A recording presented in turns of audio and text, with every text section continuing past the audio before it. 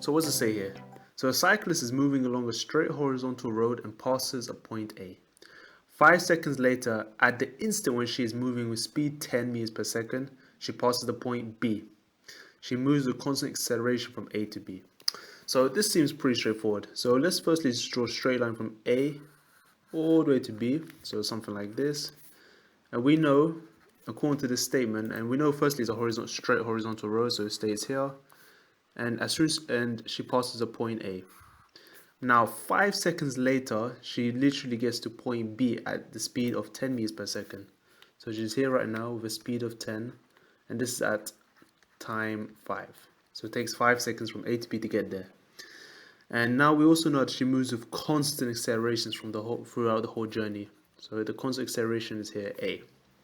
Now we need to firstly, so given that AB is 40 meters, so given that the total distance AB is 40 meters, find the acceleration of the cyclist as she moves from A to B.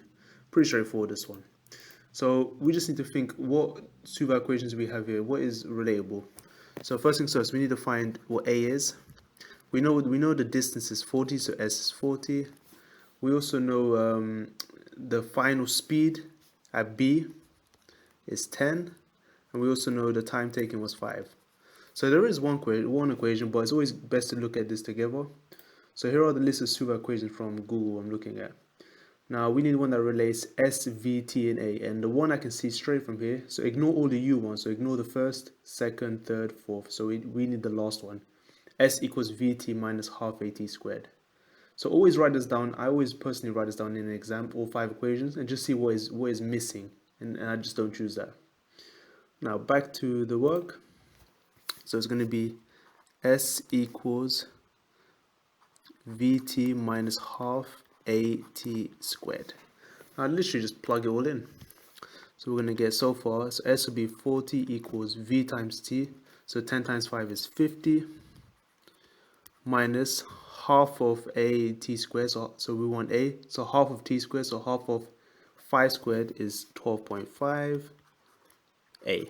That's it. Now just rearrange to make A the subject. So A should be, so plus 12.5 across, subtract 40. So you should have something like 10 over 12.5 if you rearrange it correctly. And this should give you, yep, 0.8 meters per second squared. And yep, that should be the correct answer. Now let's move on to part B. So now we need to find the time it takes her to travel from A to the midpoint of AB. Now, first things first, we don't know what the speed of is at A, so we should of course try and evaluate this term here. So let's just call this one U for now. And before we get to the midpoint, which is literally bang out here, so that's 20 meters across, let's find out what the initial speed was using our original equation, yeah? In fact, you could actually use it with acceleration.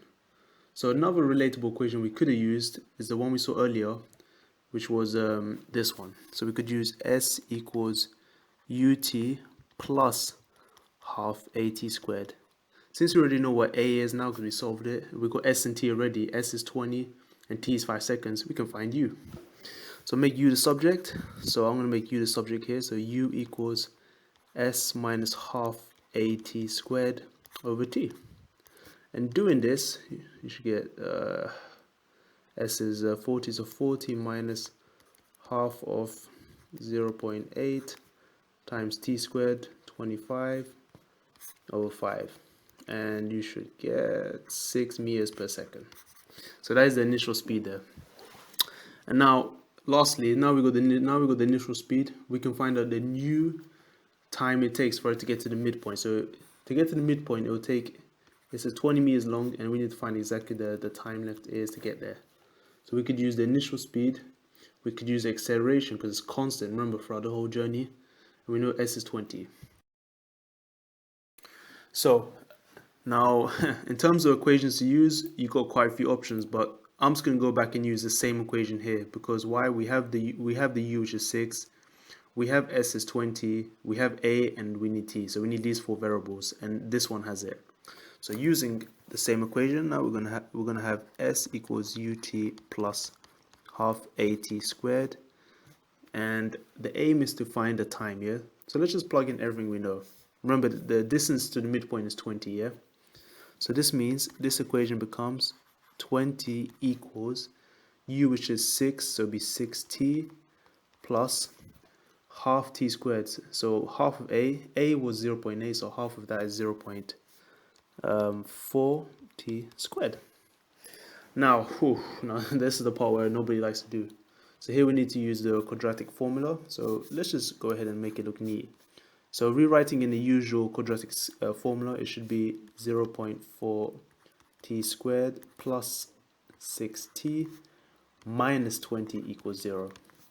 So I'm going to assume that you guys are pretty capable with the quadratic formula. So it's just going to be t equals minus b, so minus 6 plus minus the square root of b squared, so 6 squared is 36, minus 4 times a, which is 0.4, times minus 20, so that becomes a plus 20.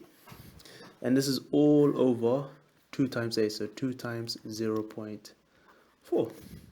Now I need to quickly calculate this one, guys, so let's go ahead and do it. So minus 6 plus 36 times 0.4 times 20. Of course, always double check if I did it right too, yeah?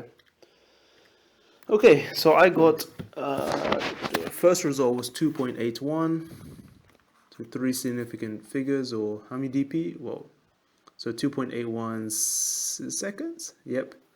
So that's when I use a plus sign, and I'm guessing if I use a negative sign, well, it'll probably be wrong. Yep, you get a negative time. So that means the only solution will be 2.81 seconds. And that's it, guys. Hope this video helped, and let me know how you found this entire problem. It's quite a good one, actually. It's quite a nice worked example. So have a look at all of this and just, send me your thoughts. Anyway, speak soon, guys, and ciao.